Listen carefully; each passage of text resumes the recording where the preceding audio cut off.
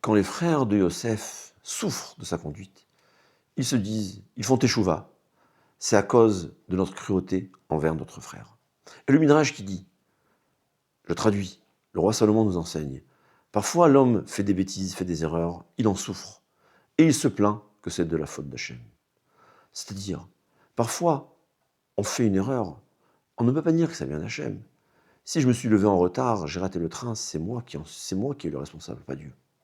Mais le paradoxe, c'est que quand Yaakov leur reproche, le Maharéotem dit, il dit à ses enfants, pourquoi vous avez raconté votre vie à ce gouverneur? Regardez les résultats. Le Midrash dit que jamais Yaakov a dit une bêtise. C'est la première fois qu'il dit une parole erronée. C'est-à-dire, c'est vrai que c'était leur responsabilité, mais vis-à-vis de Yaakov, c'est la main de Dieu. C'est le paradoxe. Quand quelqu'un fait une erreur et il en supporte, il ne peut pas se plaindre et dire « ça vient de toi, Hachem ». Mais l'entourage qui en souffre doit savoir que tout l'entourage souffre, c'est seulement la volonté d'Hachem. Comment c'est possible? C'est ça l'intelligence d'Hachem.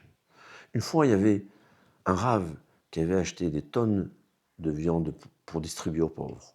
Et son employé a oublié d'allumer le congélateur, tout a pourri. On a vu dans la rue. Il disait, c'est pas lui, c'est toi. Qu'est-ce que tu veux dire, me disaient ses élèves. Il a dit, je m'adresse à Hachem, je sais, c'est pas lui. C'est toi qui as tout fait. Lui, il a ses calculs à faire et a ses reproches à se faire à soi-même. Mais vis-à-vis de moi, je sais que tout vient d'Hachem.